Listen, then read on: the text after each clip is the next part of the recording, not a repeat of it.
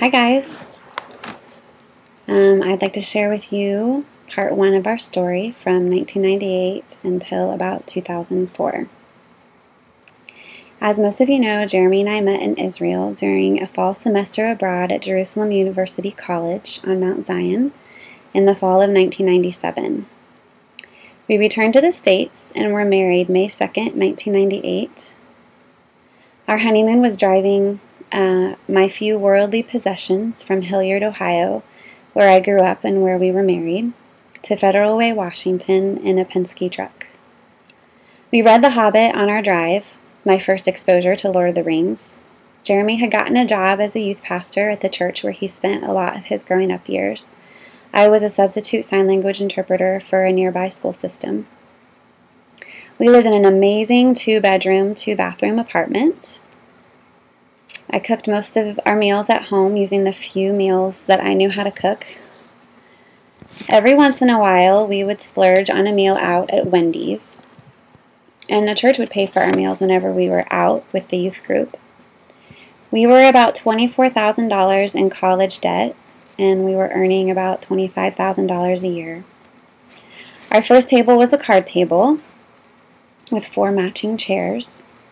We had no TV, so our free time was spent with Jeremy reading Lord of the Rings to me while I quilted.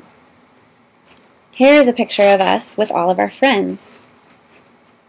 That's right, no community at all for us. We hadn't even been introduced to the concept yet.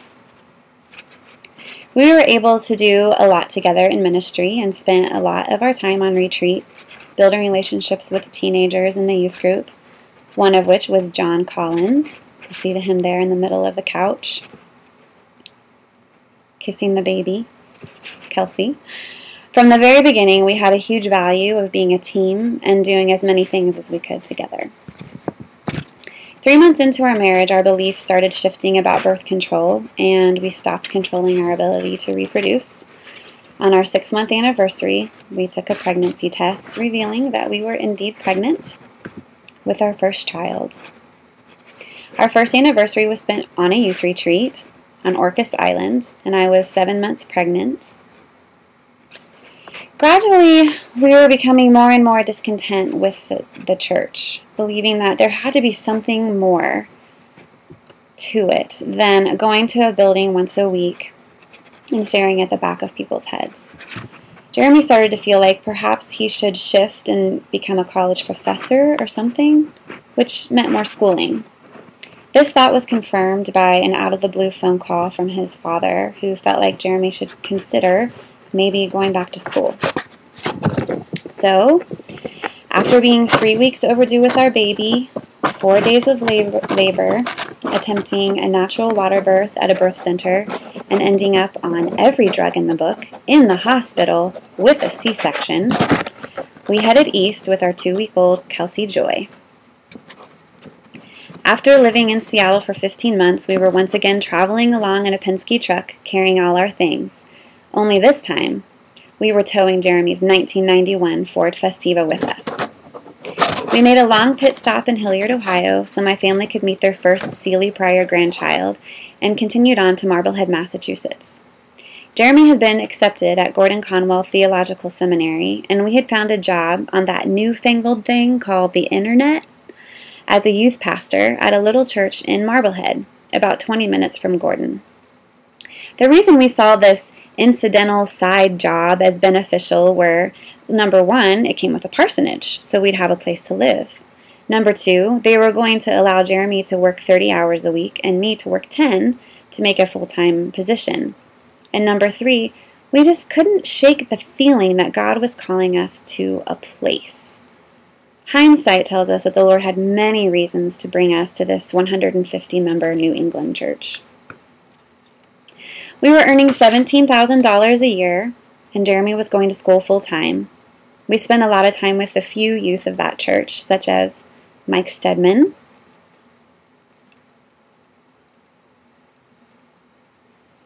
and Liz Kassler. We did worship nights, coffee house, numerous retreats, student church, and we went on a few mission trips. We'd started a young married small group that met on Monday nights with people such as John and Jenny Putnam, Gavin and Emily Long, and a little later, Stephen and Tiffany Mowry. Everyone in the group had been married 3 years or less, except for the Putnams, who had been married for 7. We were the only people that had a baby. We were the only people that we knew that had a baby. Kelsey thought normal life was hanging out with adults and being in the middle of a large group of people who would feed her whatever she wanted. We were beginning to experience community for the first time through this young marrieds group. We hadn't known what we were missing. We were so poor that there were times when our electric bill would mysteriously get paid for. We had hand-me-down furniture. When Jackson was born, our second-hand double stroller broke. The next day, there was a brand new, still in the box, double stroller sitting in our kitchen. We found out later that our double-income, no-kids friends, the Mowrys, had purchased it for us. Rejoicing with those who rejoice, we started looking out for each other, shoveling each other's driveways, bringing homemade soup and crackers to each other when someone got sick. We had a friend that would bring his tool belt and, unbeknownst to us, would fix little things around our house that didn't work. We learned how to be a good neighbor. People started having dreams for each other. Some vacationed together. Others would help us out with the youth and go on retreats with us. We dedicated Kelsey and Jackson to the Lord with them. And we just plain old had fun together. And celebrated love.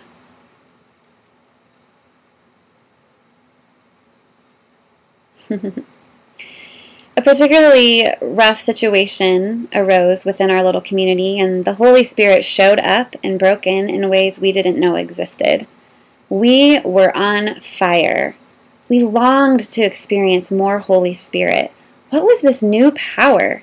These words of knowledge? These interpretations of tongues? I cannot stress to you enough how life-changing and instrumental this experience was for us. How important these relationships and how foundational this time was for us as a couple in our personal and in our spiritual growth. These relationships have lasted until today and will continue on. When Kelsey was 6 months old, we discovered that bundle number 2 was on the way. I became a Stampin' Up! Demonstrator to help supplement some income. Well, life was progressing now with 2 little babies, 15 months apart. I was busy trying to figure out how to manage it all. Being jealous that Jeremy could just walk out the door and I was trapped in the house with these children. I sought my meaning and purpose in life as I stared out the window instead of turning around and looking into my children's eyes. I felt like all my friends had it a lot easier not having kids. It was somewhere during this time that we heard our first sermon on living rhythmically. Jeremy would check out cassette tapes from the library of University Presbyterian Church in Seattle and have them shipped to us, and we'd listen to them and then ship them back. My first rhythm was handwritten on a piece of paper. It was towards the end of our 2.5 years in Marblehead that a well-known author by the name of Bruce Wilkerson wrote a book called The Prayer of Jabez, based on the verse in 1 Chronicles 4:10. Jabez cried out to the God of Israel, "Oh, that you would bless me and enlarge my territory. Let your hand be with me." And God granted his request. We began to feel the Lord pulling us to work more with the townspeople as we were beginning to see the first seedlings of Jeremy's gifting. We had to push really hard to get the Alpha course approved by the church. And if 9/11 had not happened, it wouldn't have been approved. You see, the church believed that we had been hired to work with the youth, not the townspeople. And so we began to wrestle with the whole idea of having the church dictate your calling versus the Holy Spirit directing you. Well, Jeremy had a special time with the Lord one day and prayed the prayer found in 1 Chronicles and asked the Lord to enlarge his territory. 2 days later, the idea for Tolkientown just popped into Jeremy's head. We started Tolkientown using our tax return money on the fledgling internet during the heyday of eBay, and soon after, quit our job at the church and moved to this place called Florence, Kentucky. My sister had married a guy from Boone County, and now that we had 2 children, we wanted to move back closer to family and needed a cheaper cost of living in order to start a business. So, we arrived in northern Kentucky in January 2002 with the resolve to start a business so we could eventually support ourselves and then plant a church somewhere, perhaps someday moving back to Marblehead. We moved into an apartment on Hopeful Church Road with our 2.5-year-old daughter and 14-month-old son, started going to the Florence Vineyard. We spent the next 2 years pouring ourselves into building a business and learning about the Holy Spirit. I would stay up until 2 and 3 in the morning, working only while the kids were sleeping. Jeremy and I were ships passing in the night. He would come home from the office, we'd have dinner, put the kids to bed, and I'd go to the office and work until 2 or 3 a.m. My sister Amber moved from New York City into an apartment in Over the Rhine to help us start in Tolkientown, so we spent a lot of time with her during that season. After 6 months, we outgrew our office space and bought our first house in Independence and moved the business into the basement, and then the dining room, and then the new storage shed, and then the living room. Jeremy went on staff at the vineyard as a discipleship pastor for a time, and the business simultaneously outgrew our house in Independence. So the criteria for our next place was the largest basement closest to the vineyard. Enter Gavin Lane. The name Story Hill came much later. The day we closed on Gavin Lane, we found out that we were pregnant with Sydney, so this would have been April of 2004. We had lived in Independence for 8 months, and that house sat vacant for about a year before we were able to sell it. It didn't take long before we began to pour out of the seams of Gavin Lane. We rented a semi-trailer for storage and began construction on a new building that we now have come to call the guest house. The bedrooms were offices, the garages and first floor room were all storage, and the kitchen was the break room. My parents had purchased a second home located in Burlington, and my dad was alternating weeks in Kentucky, working for us. Our eyes were so focused on the other side that we did not pay attention to much else but the business. We hardly took pictures during this time, nor documented our history. All we ate was macaroni and cheese with green beans. I suppose we had peanut butter and jelly to break up the monotony, and the occasional Wendy's run. We were in debt up to our eyeballs, with business debt and now this huge property. Our marriage started to suffer as a result of lack of living in community. We had no one really close or speaking into our lives.